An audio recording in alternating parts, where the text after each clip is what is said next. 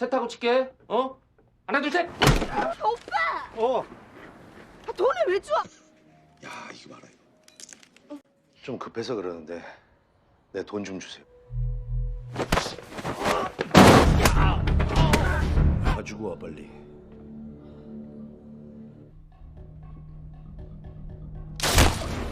Hey yo, I'm back dude. Yo what's up brother and sister semuanya. Di video kali ini kita akan membahas alur film tentang gangster lagi yang berjudul Unstoppable.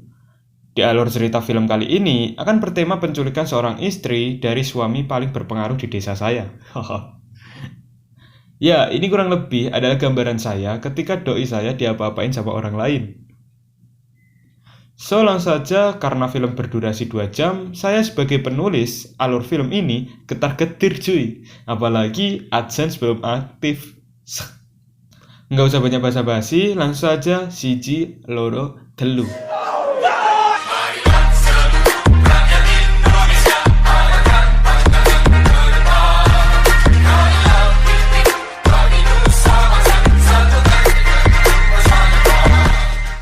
Tentu saja cerita film berfokus ke Man Dong-suk, tapi di film kali ini bernama Dong-chul. Pada awal cerita berlatar di sebuah pasar. Dong-chul dan kawannya bernama Chong-sik. Di film ini bekerja menjadi agen antar barang di sebuah pasar. Mereka memiliki bos yang bisa dibilang tegas dan pelit. Bahkan Dong-chul belum diberikan gaji selama 2 bulan. Tapi Dong-chul tetap berusaha untuk bersikap ramah. Singkat cerita, Dong-chul diiming-imingi dengan investasi di sebuah perusahaan kepiting raja. 어떤 게 어마무시야? 이런 게 진짜 오리지널 특 A급이라 하는 겁니다. Bisa dibilang Dong-chul ini sudah tertipu puluhan kali, tapi tetap harus yakin dan terus mencoba untuk berinvestasi. Kali ini dia yakin karena sang pemilik merupakan teman dekatnya. Dan tentunya marketing yang profesional membuat Dong-chul yakin untuk berinvestasi. 아 예. 이거 안 시알려도 되죠? 예, 확실히. Nah, ini istri dari Dong-chul, bernama Jisoo. Buset, perasaan dari kemarin cewek namanya Jisoo mulu dah. Dia bekerja di panti jompo dan di sebuah restoran untuk menambah pemasukan. Saking sibuknya Jisoo, makan aja sampai di mobil loh. Kocaknya di sini, Dong-chul hampir saja keceplosan tentang berinvestasi. Jisoo tentu tahu bahwa suaminya sudah tertipu berkali-kali lipat. Selain itu, mereka juga terlilit hutang yang membuat ekonominya sulit. Di sini, Dong-chul selalu mengungkit kepiting raja, tapi istrinya sudah muak karena tertipu mulu. Di scene lain, sekelompok gangster yang dipimpin oleh Gi-tae karena si bapak tidak dapat membayar hutangnya, ia disiksa di kamar mandi. Sebenarnya ingin dibunuh di kamar mandi, dengan skenario jatuh di kamar mandi, jadi si kakek mendapatkan asuransi. Tapi sayangnya tidak lama anak dari bapak itu datang. Gi-tae yang melihat anaknya cantik melakukan pertukaran hutang, lunas, tapi anaknya dibawa. For your info, Gi-tae berprofesi jual beli wanita. Kemudian gak pakai lama, membungkus anak dari bapak itu. Saat di perjalanan, karena supir Gi-tae kurang fokus, dia menabrak mobil di depannya. Yang ternyata sedikit terjadi perdebatan karena menurut Dong-chul, uang tidak dapat menyelesaikan masalah. Nih, ku kasih tahu ya, kalau uang tidak dapat menyelesaikan masalah, berarti uangnya kurang banyak. Coba. Geng dari Gi-tae nggak mau turun karena ada anak dari bapak tadi. Karena terlalu lama, istrinya datang untuk membantu suaminya. Bangkainya di sela-sela perdebatan, malah si kampret satu ini mengambil uangnya. 돈을 왜 줘? 그냥 이거 Dengan alasan ingin mengembalikan. Hilih, bisa lu kutil kuda. Gi-tae yang melihat istrinya Dong-chul cakep, bergegas memukuli supirnya. Selain agar masalah cepat selesai, tentunya agar bisa menjadi target selanjutnya. Film pun dimulai. Singkat cerita, karena Dong-chul lagi banyak kebutuhan, terlebih lagi gajinya sudah 2 bulan belum cair, ia meminta bosnya untuk memberikan gajinya. Tapi Dong-chul hanya diberikan setengahnya. Saat sedang santuy, ia mendapatkan telepon bahwa kapal investasinya ditahan di China. Ketika Changsik merasa tertipu lagi, ia muak meninggalkan Dongchul sendirian. Karena hari ini adalah ulang tahun istrinya, si Jisoo, Dongchul berusaha membuat semenarik mungkin pada malam itu. Namun, kebahagiaan itu nggak berlangsung lama ketika potongan daging kepiting mengenai wajahnya. Bukan itu sih alasan sebenarnya. Secara lancang, Jisoo mengatakan bahwa dia ingin bercerai karena mereka terlilit utang yang cukup banyak. Tujuan cerai agar properti mereka tidak disita semua. Kemudian Dongchul yang kaget tidak sengaja membicarakan investasi kepiting raja. Sungguh membagongkannya. Lagi si Senpai ini. Istrinya nggak dikit. Investasinya nggak dikit cuy. Di sisi Jisoo yang terlilit hutang, bisa-bisanya ngeluarin uang setara 1.437.065.000. 뭐? 이러? 무슨 아니 이거 Hal itu membuat Jisoo meninggalkan Dongchul. Mau tahu reaksi ketika cowok dapat tes spesial dari Ayang? Ya kayak gini. Kebahagiaan itu berlangsung sementara. Saat Jisoo di rumah sendirian, tiba-tiba ia dibungkus oleh pria yang sempat menabraknya dari belakang di scene sebelumnya. Di scene lain, Dongchul sedikit ada problem di jalan. Dongchul kaget, ya kan, melihat istrinya tidak di rumah, disertai kondisi yang berantakan. CCTV yang menjadi bukti tidak dapat berkutik karena pada saat kejadian, pelaku memotong kabelnya. Singkat cerita, Dongchul disuruh Kite mendatangi restoran untuk suatu perjanjian bahwa Kite ingin membeli Jisoo dengan sejumlah uang yang berada di ransel tersebut. Spek setia seperti Dongchul dan aku tentunya menolaknya. Saat melihat seseorang yang mencurigakan, langsung saja ternyata bukan.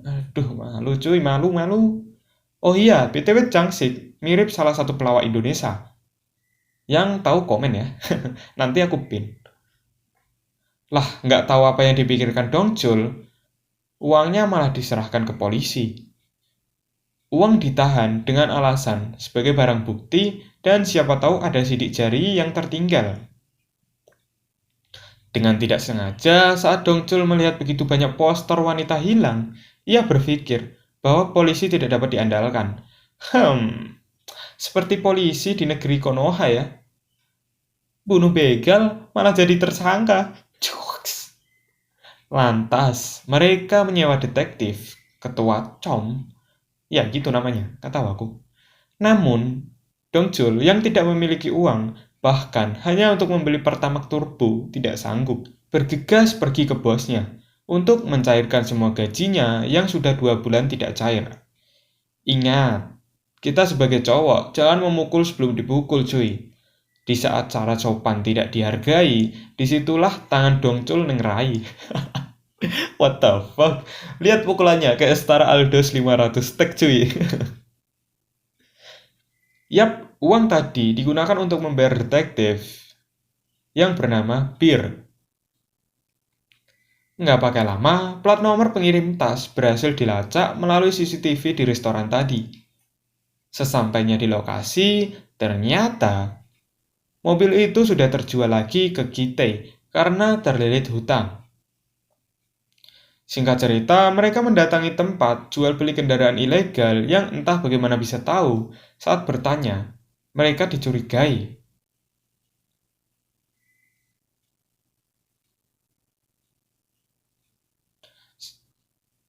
Sedikit keributan, baku hantam pun terjadi. Nggak mandong suk kalau nggak ada gelutnya cuy. Bir yang beban tim terpaksa mencium wanginya lantai. Selamat menikmati ASMR pergelutan ini ya guys ya.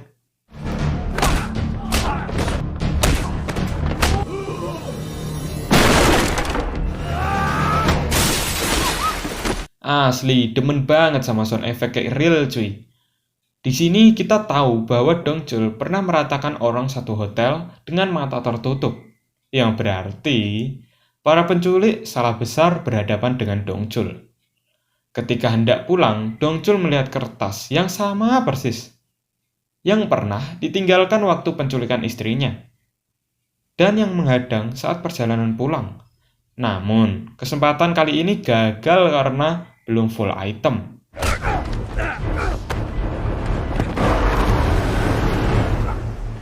Setelah pria ini menceritakan pengalaman yang pernah dialami di saat penculikan istrinya, dia juga memberikan beberapa berkas kasusnya, yang di situ menemukan kartu identitas perusahaan yang sama saat penabrakan mobil jauh-jauh hari sebelumnya, dan tiba-tiba nggak pakai basa-basi, langsung saja Dongchul mendatangi tempat peminjaman uang itu.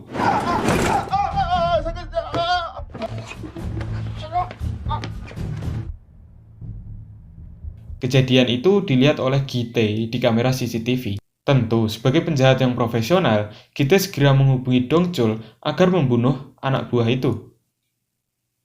Tentu, dengan tujuan agar data penting tidak bocor. Siapa sih yang nggak mau buka mulut kalau disiksa? Jika dibunuh, maka jaminannya istrinya akan selamat. Dongchul yang nggak kalah pintar, ia mencekik leher menggunakan tali, tapi dia menahan arterinya agar pingsan. Kalau kalian nggak bolos pelajaran, pasti tahu. Hal ini akan membunuh korban, tapi hanya membuatnya pingsan, karena hanya membuat darah tidak mengalir ke otak.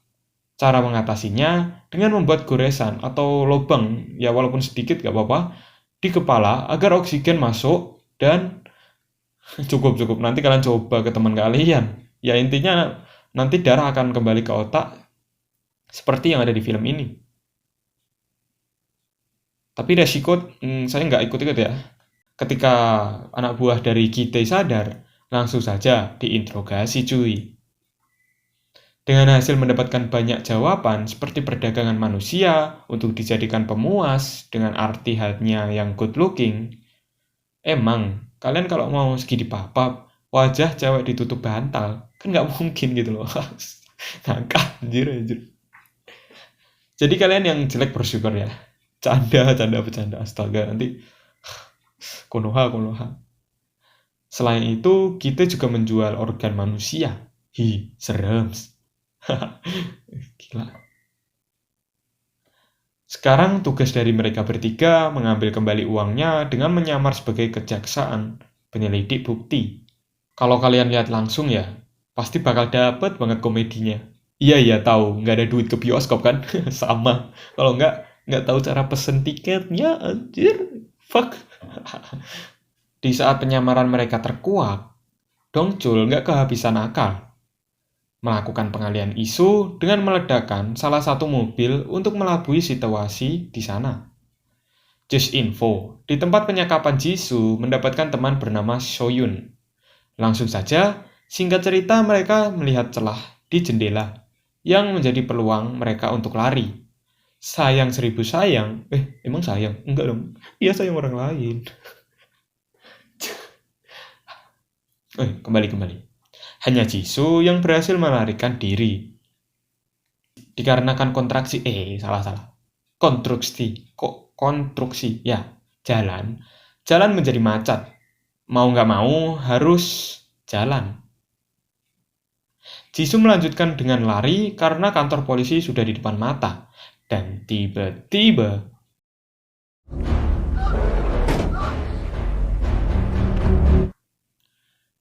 selepas Dongchul tahu di mana istrinya disekap, ya kan, nggak pakai lama, langsung saja setting full item Aldous 500 stack with Fury, cuy.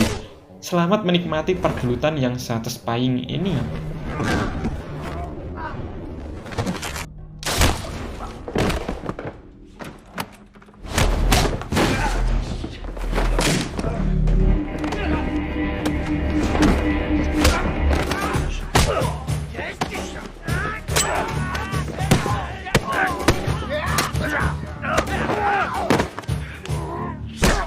Dari puluhan anak buah Gi-tae, Dongchul tidak merasakan kesusahan hingga sampai datang satu anak buah Kitty yang memiliki badan yang setara, bahkan lebih besar.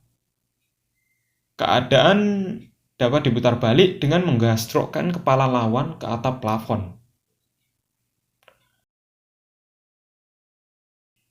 Dan diakhiri dengan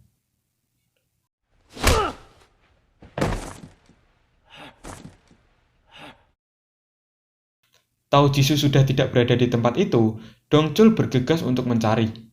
Bentar. Ngakak dulu bentar di sini. Detektif gadungan ketemu detektif asli. Bisa aja lo tong ngelesnya. Mana muka lo hitam lagi gara-gara sumber sepatu taruh ke rambut. Ada aja.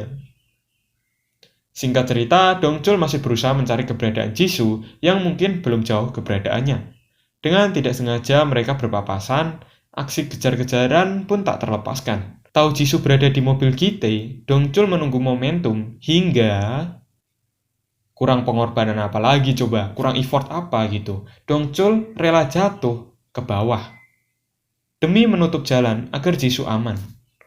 Kadang memang pengorbanan cowok begitu besar dan banyak, hingga cewek buta akan hal itu.